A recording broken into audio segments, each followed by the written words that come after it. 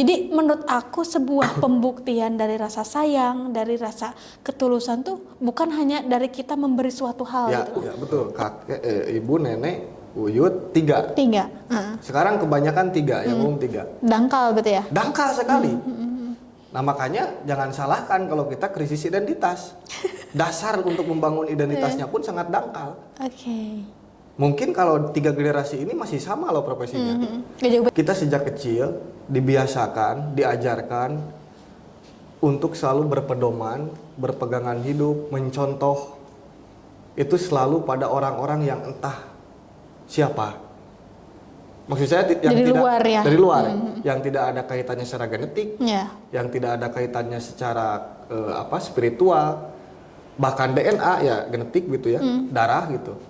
Bayangkan leluhur kita yang telah berpulang entah kapan, darahnya masih ada loh dalam tubuh kita, masih mengalir dalam tubuh kita. Dan sayangnya selama itu pula kita tidak pernah untuk setidaknya mengingat. Jangan dulu mendoakan lah. Ya betul. Tapi yang aku rasain ketika kita dicintai dengan tulus oleh siapapun itu gitu ya, tidak terbatas orang tua ataupun saudara gitu ya. Ketika kita diarahkan gitu loh. Ya, Itu sih. sepakat. Halo guys. Halo. Saat ini kita akan berbincang dan ngobrol santai ya, membahas mengenai bagaimana sih biar menjadi orang yang disenangi.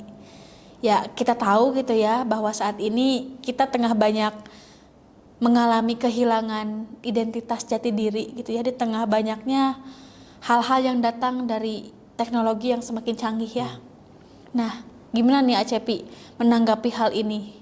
Di tengah krisisnya zaman, di tengah krisisnya identitas, bagaimana sih supaya kita menjadi orang yang bahagia, menjadi orang yang disenangi banyak orang? Salah satu alternatif adalah tidak terlalu konsumtif. Justru kita harus produktif. Oke. Nah, 2 jalur ini kan hari ini kabur antara produktif dan konsumtif. Betul banget. Yang dinamakan produktif itu pasti terpacu pada aktivitas-aktivitas. Yang dinamakan konsumtif terpacu pada menerima. Padahal ada ruang-ruang lain dalam 2 jalur ini. Produktivitas itu juga bisa merupakan sebuah pembaruan dalam diri, upgrade lah. Iya. Itu juga bagian dari produktivitas. Jadi jangan ketika ngomong produktivitas pasti ngomong aktivitas, Kehektikan gitu ya kan. lalu juga rutinitas sehari-hari. Nah, upgrade diri juga merupakan sebuah produktivitas. Bagaimana dari pembaharuan itu lahirlah pemikiran-pemikiran baru yang ini nantinya berbuah pada lingkup sosial kita. Betul. Yang dimaksud lingkup sosial itu bagaimana kita menjadi orang yang lebih disenangi, bagaimana kita menjadi orang yang lebih bisa menerima. Nah, kan di era hari ini yang mana individualistik semakin tinggi, semakin memuncak, kadang-kadang kita terlalu sedikit memberi ruang untuk menerima juga. Iya. Ini yang sifatnya misalkan pepatah begitu ya. Kadang-kadang karena kita merasa punya acuan literatur, katakanlah dari kana-kana digital, sehingga kita merasa cukup.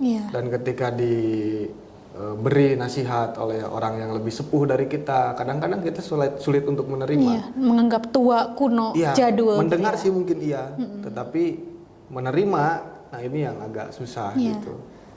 Karena ada yang bilang juga bahwa standar manusia saat ini tuh ya digantungkan oleh teknologi gitu. Iya. Kita berkiblat kepada hal-hal yang emang itu gak jelas gitu sumbernya dari mana. Nah justru itu. Ya kan? Jadi jangan hanya melihat teorinya, ini sumbernya ada gak gitu. Betul. Ya kalau saya sih bikin teori gampang-gampang aja. Hari ini juga kalau misalkan sebut aja topiknya apa, saya bikin teorinya itu bisa. Tapi lagi-lagi kalau orang bikin buku, daftar pustakanya di mana? Ada gak gitu? Jangan sampai itu imajiner semua. Iya. Jadi kita tuh berusaha menciptakan sebuah imajiner yang emang gak ada ujungnya gitu, gak berdasar. Pernah gak dalam kehidupan sehari seperti itu? Apa ya?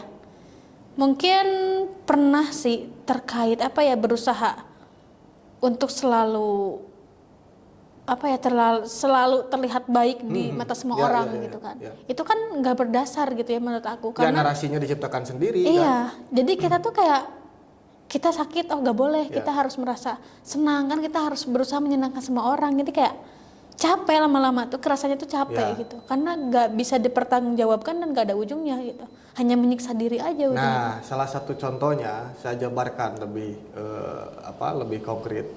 Kita merasa diri kita sudah baik. Nah, kadang-kadang ukuran kebaikan itu kita yang menentukan. Iya. Padahal itu adalah ukuran publik. Bagaimana kita berperilaku lalu publik menilai. Iya. Oh, dia orang baik. Lamun cek orang Sunda, tak eta jelema teh masih keneh make budayana. Artinya budi itu pekerti ya. Yana itu adalah pengetahuan. Oh, jadi pengetahuan dan pekertinya dan budinya itu seimbang. Nah, itu kan tidak bisa datang dari kita. Kita itu hanya sebagai pelakunya saja, makanya buah perilakunya yang kita harus hasilkan. Maka ketika itu sudah ada, biarkan publik menilai gitu. Iya, betul. Kan sekarang kadang-kadang kita bikin ukuran sendiri. Oh, orang mah geus baik nih gitu. Kita sudah merasa baik, kita sudah merasa lebih dari orang lain gitu. Iya, padahal belum tentu baik menurut kita tuh, menurut orang Ya. lain tuh sudah baik gitu. Jangan-jangan nanti narasi atau naratif yang dibangun itu menyiksa kayak tadi. Iya, betul. Kita berusaha menjadi orang baik sesuai versi kita sendiri. Ya itu kan namanya, mohon maaf ya, itu masturbasi kalau buat saya. Paham nggak? Iya, iya. Kamu yang membuat, kamu yang menikmati gitu. Iya. Ya karena kan patokannya kita sebagai orang yang makhluk sosial lah. Karena ini berbicara tentang tatanan hidup gitu. Nah tadi soal identitas nih. Iya. Nah saya pengen denger dulu lah dari Nurul terkait identitas diri nih. Kan sekarang merasa gak bahwa kita tuh hilang arah gitu? Iya, Atau seperti aku apa? merasa banget sih akhir-akhir ini mungkin ya emang lagi zamannya ya kalau sekarang tuh lagi tren quarter life crisis gitu. Aku merasakan hal itu. Aku ngerasa kehilangan arah. Itu dalam hal yang kompleks gitu. Mungkin itu memasuki fase dewasa gitu ya, yang dulunya remaja mungkin Ya, sekarang ya. ke fase dewasa gitu ya. Aku merasa kayak kok banyak hal yang emang menimpa aku secara bertubi-tubi gitu. Entah itu misalkan dari keluarga, pertemanan, hubungan dan lain sebagainya, kerjaan atau apapun itu ya. Jadi semuanya datang secara bersamaan yang menghantam diri kita. Jadi kayak kita bingung nih, kita harus kemana, identitas kita tuh kemana. Karena yang aku rasain dari mulai ingat aku SD gitu, SMP, SMA, Ya. kuliah, kerja gitu kan, aku mengalami fase identitas yang berbeda-beda aku ngerasanya. Gitu Membangun loh. branding atau Membangun brandingnya gitu. Aku sedang mencari celah nih. Sebenarnya aku nyamannya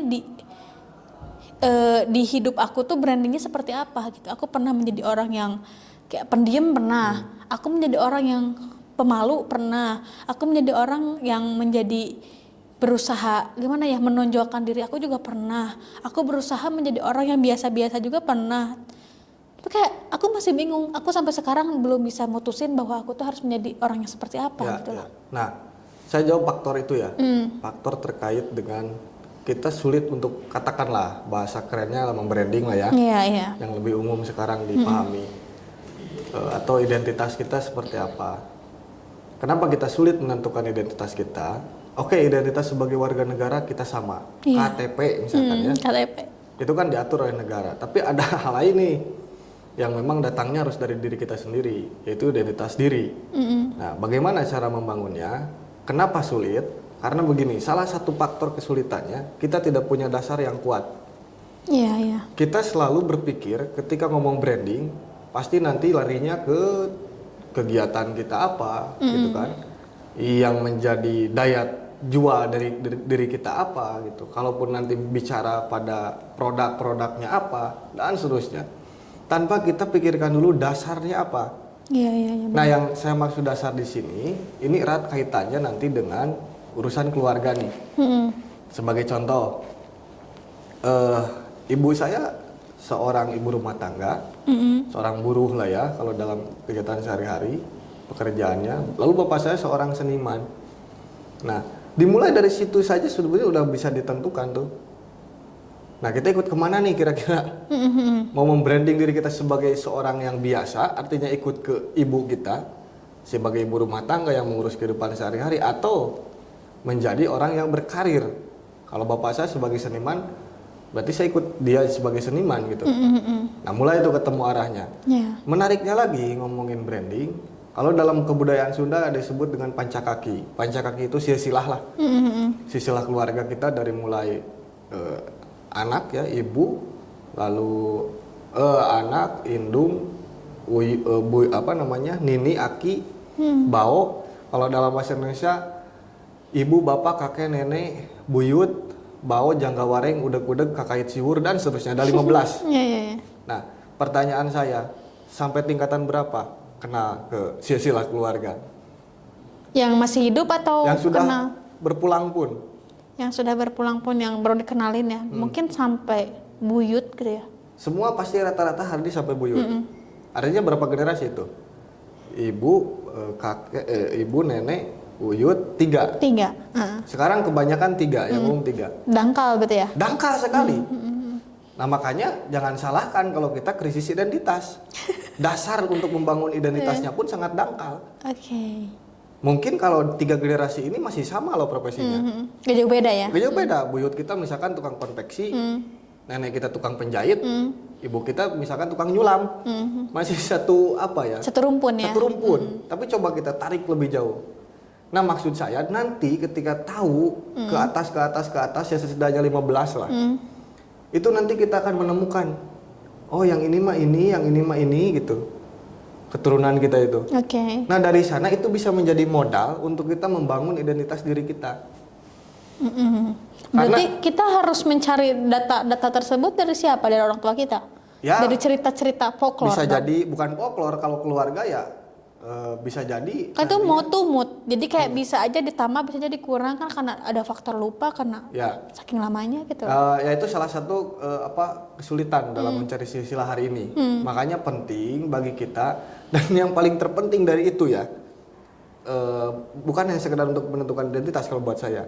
Pentingnya mengetahui pancakaki atau silsilah keluarga itu mencerminkan atau menjadikan kita sebagai orang yang lebih beradab.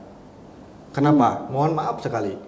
Kita sejak kecil dibiasakan, diajarkan untuk selalu berpedoman, berpegangan hidup, mencontoh itu selalu pada orang-orang yang entah siapa. Maksud saya yang dari tidak luar ya. dari luar, yang tidak ada kaitannya secara genetik, Ya. yang tidak ada kaitannya secara spiritual, bahkan DNA ya genetik gitu ya, darah gitu. Bayangkan leluhur kita yang telah berpulang entah kapan, darahnya masih ada loh dalam tubuh kita, masih mengalir dalam tubuh kita. Dan sayangnya selama itu pula kita tidak pernah untuk setidaknya mengingat. Jangan dulu mendoakan lah. Mengenal dulu mungkin Mengenal ya. Itu Tahu kan, dulu dah. tahu dulu gitu. Itu Iya, kan iya. kita belum sampai pada tingkatan itu. Artinya kalau cita-cita kita meraih kemuliaan hidup, mau mulia bagaimana? Leluhur yang ada darahnya sampai detik ini ya, dalam diri kita saja kita tidak tahu. Karena sejak kecil kita ya itu salah didik. Dibiasakan dulu lihat keluar. Iya.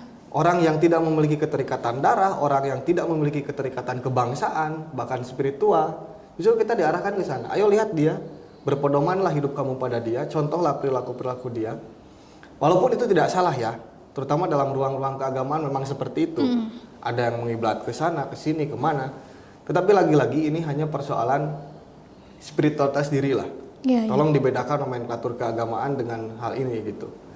Ini sebagai refleksi saja bagi kita bersama bahwa ternyata selama ini secara kasar kita ini masih belum beradab. Iya. Leluhur kita sendiri pun kita gak tahu yang mana jasa mereka itu sampai kapanpun tidak bisa terhapus. Apa buktinya jasa mereka?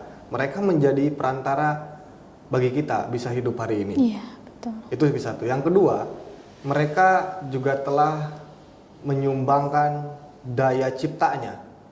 Yang dimaksud daya cipta, daya pikir ya. Cipta itu pikir, bahasa Arabnya. Sehingga kita menjadi diri kita yang saat ini. Mereka menyumbangkan karakter, mereka menyumbangkan rasa semangatnya, rasa malasnya, itu semua tercampur aduk. Merenan rasa malas yang selalu timbul itu adalah warisan dari nenek misalkan. Iya, iya. Lalu rasa semangatnya dari buyut dan seterusnya. tanpa kita sadari itu. Tapi kalau misalnya oke, aku udah tahu nih teorinya kayak Ya, gini ya, gitu ya. Terus aku tuh mau mulai nih dalam proses pencarian jati diri aku sendiri gitu kan. Misalkan aku bertanya ke mama gitu kan, atau ke orang tua, ke bapak gitu kan. Nanya terkait ya Siapa? orang-orang terdahulu kita, tapi kan misalkan mereka keterbatasan gitu, Ya. nggak ada lagi data-data, terus nggak ada lagi orang-orang yang kebetulan ya kakek nenek aku udah nggak ada gitu Ya. kan. Nah itu gimana dong? Berarti kita gagal dalam proses pencarian jati diri Belum kita. gagal. Oke, ada cara lain. Kenapa gagal? Ini bukan alternatif justru. Hmm. Kita ingat lagi bahwa mereka itu masih ada dalam diri kita. Darahnya masih ada. Nah, artinya bagaimana cara mengatasinya? Katakan kalau itu dianggap sebuah kegagalan. Buntu jadi kesannya tuh ya. Kalau dianggap sebuah kebuntuan, kita banyak-banyaklah menyadari diri sendiri. Banyak-banyaklah setidak-tidaknya mendoakan diri sendiri.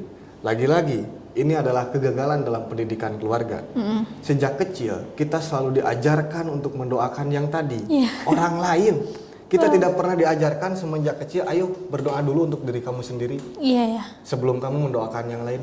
Tidak pernah. Wow. Nyaris tidak pernah. Ini kayak mind blowing banget. Ini wah insightful sekali. Nah, Bener loh. Bagaimana kalau buat saya branding atau identitas itu nomor keberapa lah? Karena yang nomor pertama buat saya adalah kesadaran diri dulu. Kesadaran diri, poin-poin dari kesadaran diri adalah yang tadi, poin kecilnya, bagaimana kita berterima kasih pada diri sendiri. Artinya ketika kita berterima kasih pada diri sendiri, secara tidak langsung kita juga berterima kasih kepada ibu bapak kita, nenek kakek kita, buyut kita, dan seterusnya. Jadi langsung include semuanya Include, sebetulnya sudah sepaket gitu. Nah, apalagi lebih baik lagi jika memang satu persatu gitu, Iya. sebagai bentuk penghormatan yang lebih tinggi lah Iya. gitu. Kalau ini mah kita keluar dulu tanpa lupa ke pusatnya ya. Bukan lupa lagi, nyaris tidak pernah. Karena Jadi kadang kayak aneh, aku pernah gitu ya dulu waktu punya teman di kuliah gitu kan. Kayak ayo Nuy doakan diri kamu sendiri sebagai afirmasi positif gitu. Rasa aku aneh pernah ya? aneh loh. Kayak kok aku mendoakan diri aku sendiri gitu ya. Padahal aku ya baik-baik aja dulu aku mikirnya gitu kan. Oh gitu ya, benar. ya baik sih baik ya, Iya, ya. tanpa didoakan pun baik sebetulnya. Jadi aneh karena Ya. kebiasanya aku terbentuknya ya mendoakan orang lain. Jadi kayak kakek nenek buyut yang udah meninggal gitu kan. Jadi kayak Ya, pertanyaan saya gini aja lah. Pernah nggak mencoba berpikir atau terpikirkan dengan berpikir, terpikirkan siapa sih generasi kita yang ketujuh misalkan, leluhur kita yang Enggak ketujuh? dah. Enggak lah. Saya yakin kebanyakan enggak. Artinya bagaimana kita bisa menemukan jati diri kita jika hal itu dilupakan? Itu karena itu sebagai dasar kita. Nah, makanya ada pertanyaan mendasar dalam hidup. Setidaknya ada 4. Yang pertama adalah siapa diri kita. Itu yang harus paling pertama dijawab. Yang kedua, dari mana asal kita. Nah, yang dimaksud asal adalah itu. Siapa leluhur kita gitu loh. Bukan asal daerah, asal apa ya? Bukan. Lalu yang ketiga, untuk apa kita hidup? Yang keempat, kemana kita akan berpulang? Nah, untuk apa kita hidup dan kemana kita akan berpulang? Ini akan ditemukan jawabannya kalau yang dua ini sudah ketemu.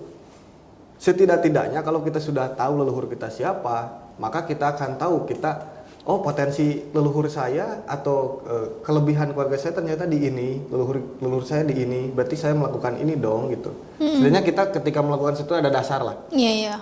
Atau kita mengambil potensi dari mereka. Nah, maka yang dua ini yang akhir itu akan bisa dijawab dengan gamblang. Untuk apa kita hidup dan kemana kita akan berpulang. Jelas nantinya. Oke. Nah, hari ini ya begitulah. Nah ini kita balik lagi nih ke tadi. Kalau misalnya kita udah mentok nih kalau dari data-data gitu kan karena lupa atau emang ya tidak pernah dibahas gitu. Nah alternatif lainnya apa Cepi? Ada sebetulnya, tapi saya pun belum pernah mencoba, tetapi ada rekan-rekan saya yang sudah membuktikan memang harus masuk pada ruang metafisik. Nah, kalau ini urusannya, ya walaupun karena saya belum pernah mencoba, maka saya tidak ingin membagikan. Nah, nanti sifatnya bukan pengetahuan. Kalau begitu ya Bercerita ya. Gitu maksudnya. Oke. Tapi memang ada alternatif lain. Ya setidak-tidaknya yang paling realistis, coba kita kita cari tahu dulu keterikatan. Misalkan kita tanya ke nenek kita, nenek ibunya nenek itu siapa sih? Misalkan Dari namanya aja dari dulu namanya ya. ada. Nanti kan bisa nyambung nyari gitu.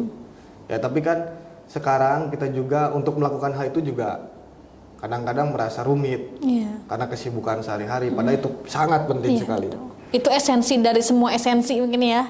Maka jatuhnya. nanti ketika itu sudah diketahui, dipahami, dimengerti, urusan branding, saya yakin itu bukan urusan yang besar, itu hanya sepele.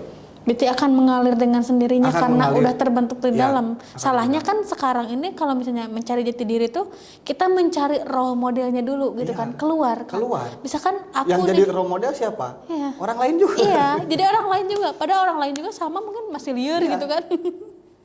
Jadi kita sama-sama liar ujungnya. Ya. Iya. Atau oke. bisa jadi mereka yang dijadikan role model, mereka justru sudah berhasil dengan hal itu. Iya. Bisa jadi ya. Tapi kita tidak bisa untuk membuktikannya hal Iya. itu gitu kan, karena hal itu kan sifatnya ngalir kan, Iya. menyatu dalam diri kita, dalam kehidupan kita.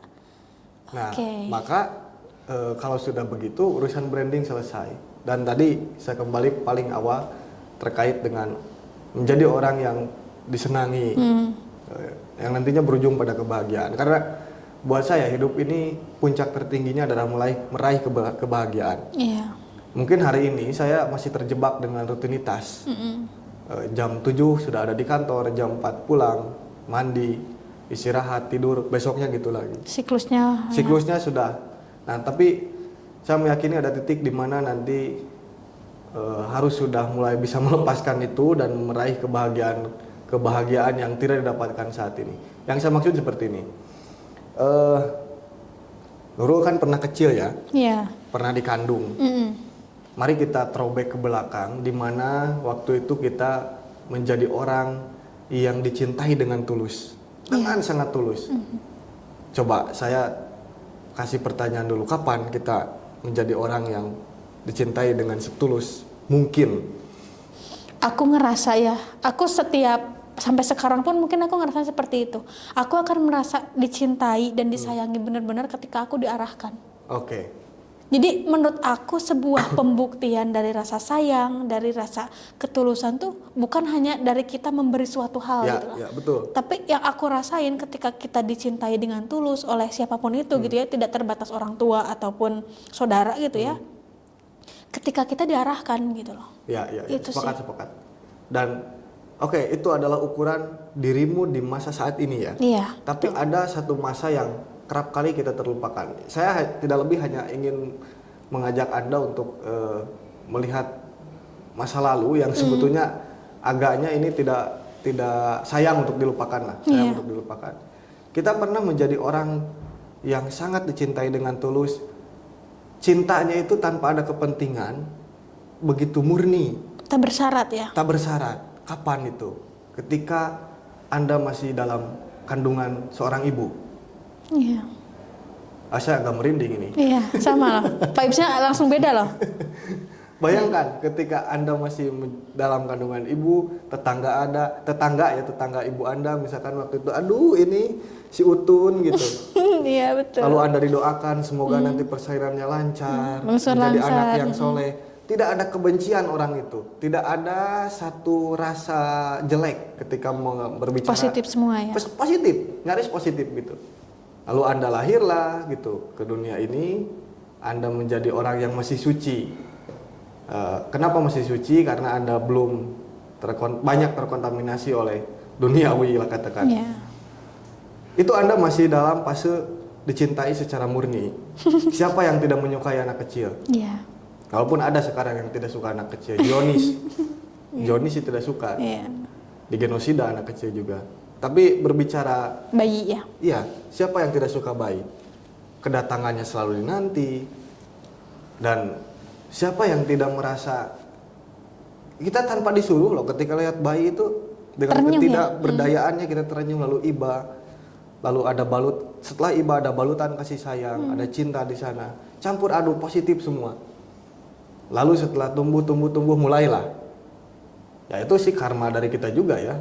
Ketika beranjak dewasa, kita disuguhkan dengan berbagai fenomena yang pada akhirnya peristiwa itu masuk ke dalam diri kita dan menghadirkan sebuah fenomena rasa. Kita bereaksi. Bereaksi, mulai itu.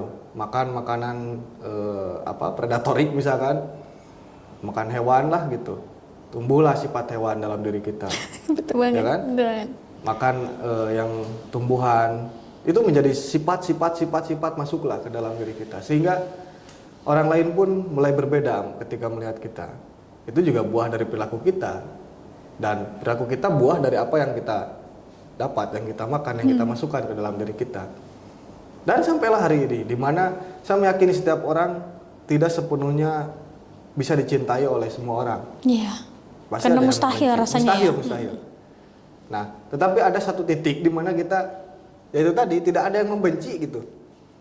Karena gini, saya lihat foto bayi orang Amerika, ya sama saja rasanya. Walaupun saya gak kenal gitu, dan itu bangsa lain, tapi sama saja. Dia adalah bayi yang tidak berdaya, masih suci, dan saya mencintainya dengan tulus gitu. Walaupun yang sekedar melihat gambarnya saja, tidak secara langsung. Nah, barangkali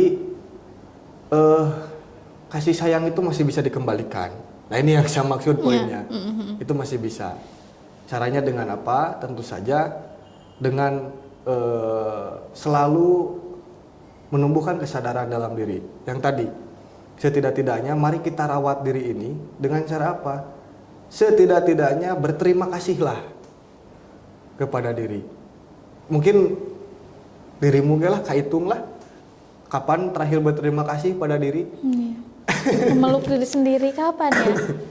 Sudah kuat, sudah selalu sedia ada gitu kan. Maksudnya itu juga jadi fenomena sosial hari ini, di mana orang banyak menyatakan menyayangi dirinya sendiri, tapi lewat medsos, lewat story. Saya yakin itu klise ya. Klise bukan saya menghakimi, tidak, tetapi itu belum tentu loh. Ketika Anda memasang status aku mencintai diriku, bukan berarti dalam kenyataannya pun begitu. Kadang justru bertolak belakang. Contoh bertolak belakang, kita itu sebetulnya merasa tidak pantas untuk menyindir seseorang dalam media sosial, tapi karena kita terdorong oleh ego gitu, sehingga kita lakukan itu. Artinya itu sesuatu yang bertolak belakang. Pun dalam hal demikian, seolah aku mencintai diriku gitu. Nah, coba maksud saya hal semacam itu bukan hanya larap atau diterapkan dalam jagat maya. Coba terapkan dalam jagat kehidupan yang nyata. Berterima kasihlah pada diri gitu. Bentuknya tuh kayak gimana? Apakah kita harus ngomong, kita harus dengan pembuktian atau bagaimana tuh? Jika pembuktian secara perilaku masih dirasa berat, setidaknya dengan perkataan saja.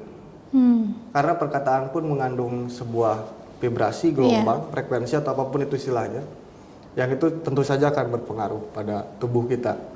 Tapi kalau misalnya dalam bentuk sikap dan perilaku itu gimana contohnya? Ya, artinya sesederhana mungkin ya saya mencontohkannya. Jangan berbuat yang dianggap tidak baik.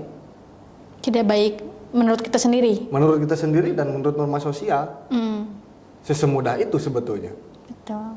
Ya tuh, ulahlah nepi ka ngabaledog jelema teu puguh mah. Iya ya. Itu kan sebagai bentuk mencintai diri sendiri juga.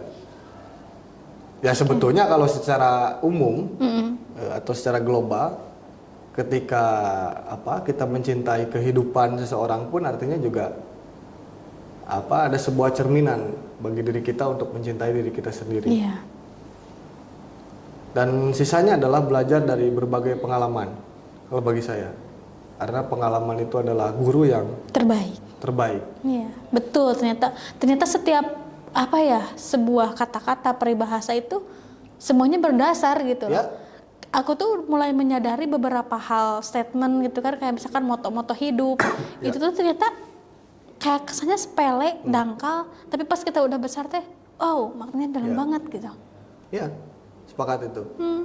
Dan berbicara kekuatan kata-kata dulu saja. Iya. Kata-kata yang baik itu tentu saja akan menghasilkan sesuatu yang baik pula. Manifest juga ya. Manifest. Ya, sebagai contoh, orang luar bangsa kita itu mereka baru meneliti terkait itu.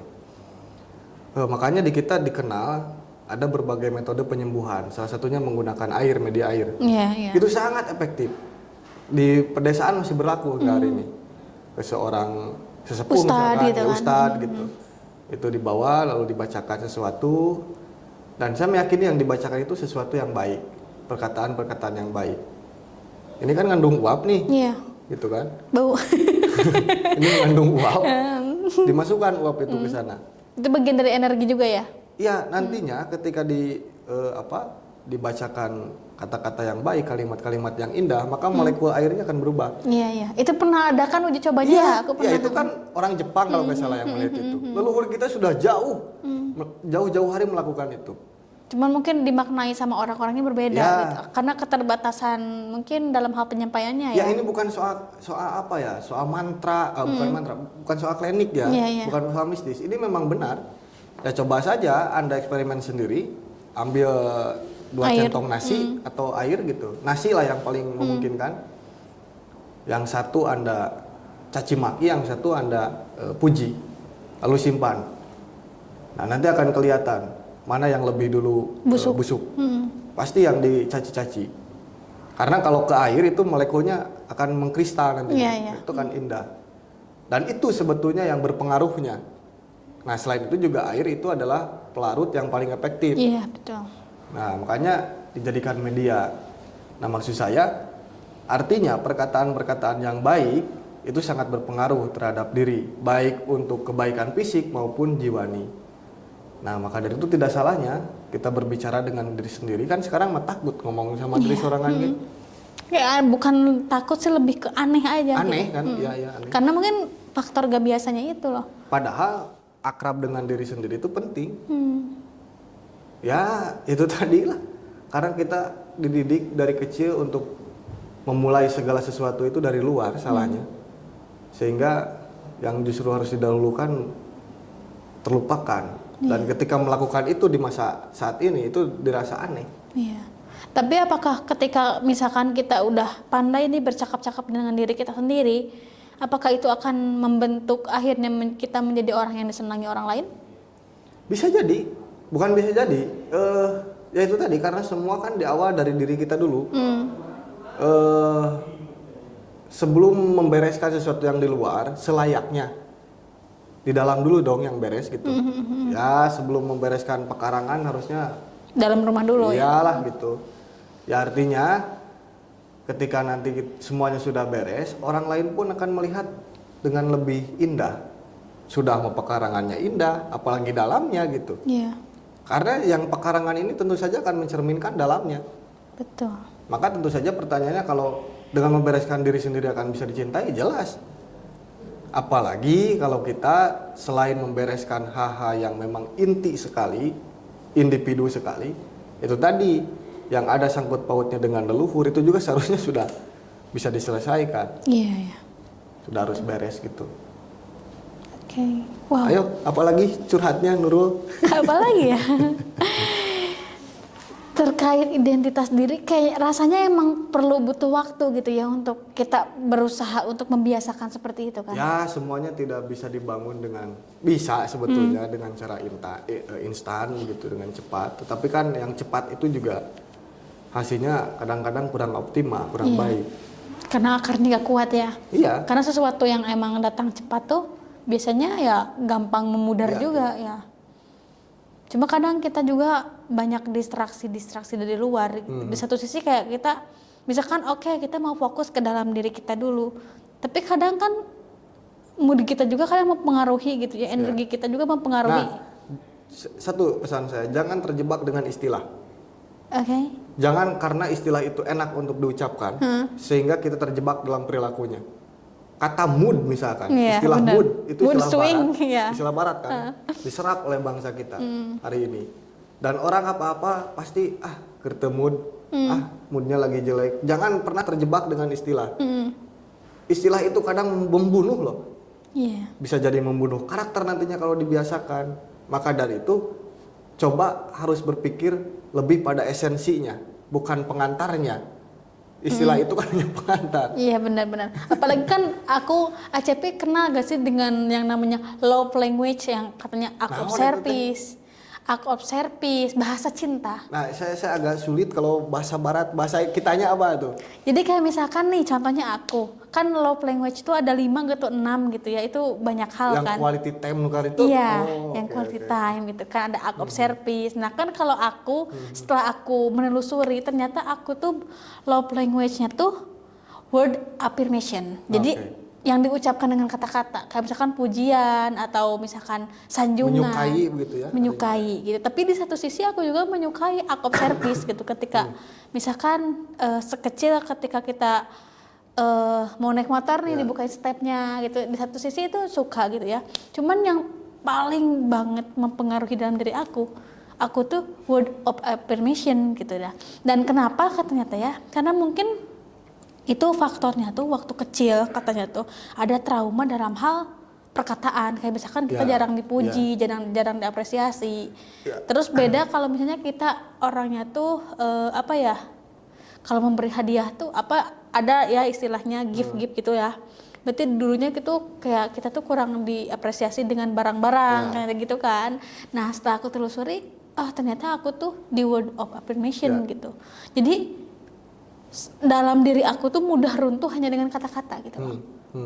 Jadi apa yang sudah terbangun gitu, kayak misalkan aku tuh lagi semangat membangun A, tapi Ya. ada yang ngomong jelek gitu, langsung runtuh. Terus kayak misalkan aku lagi kurang semangat nih dalam hal apa gitu kan, tapi tiba-tiba ada yang menyanjung atau apa, bangkit lagi. Oke. Gitu loh. Nah, kalau ACP menanggapi Ya. hal itu gimana? Kalau dalam proses pencarian jati diri, hal semacam itu wajar. Jatuh bangun itu sebuah kewajaran. Tetapi saya meyakini ketika seseorang sudah ada pada titik jati dirinya sudah kuat lah katakan, Iya. maka hal-hal semacam itu sudah tidak akan lagi begitu mempengaruhi. Artinya lempeng we gitu, kita lurus aja. Tujuan kita apa? Jangan peduli kanan kiri, lakukan itu. Kalau buat saya sesimpel Ya, itulah oke, gitu. oke. Iya sih, kalau untuk teorinya sih mungkin aku juga tahu gitu, cuman Ya, dalam prosesnya tuh karena itu tadi, sulit banget. ini kan lagi-lagi terjebak pada istilah, sehingga kita membangun nomenklatur yang sebetulnya tidak penting. Iya betul. Kan yang terpenting itu perilakunya, bukan teorinya. Kalau teori bisa dibangun belakangan justru. Iya, setelah ada pengalaman itu ya. Ya, ini mah belum ada pengalamannya, sudah bikin ruang-ruang dulu ya, bingung lah gitu. Kumeok memeh dipacok. Eta, nungguan eta orang teh. Pikir Iya ya, benar. gitu. Jadi mencobalah menjadi manusia semurni mungkin. Siapa sih yang awal-awal melambungkan atau memasyarakatkan teori semacam itu kan? Itu tadi kadang-kadang gitu tuh hilang sumber, Iya. hilang rujukan. Kan itu juga karena berkat ya kemajuan teknologi gitu kan, plus minus sebenarnya. Di itu. satu sisi kita menambah pengetahuan, tapi pengetahuannya tuh tidak berdasar. Pentingnya literasi dalam Iya. penyerapan ilmu pengetahuan itu seperti itu. Yang sifatnya apa? Datang dari digital terutama ya. Saya menggarisbawahi itu karena tidak banyak bukan tidak banyak, sangat banyak sekali orang-orang yang justru malah ruksak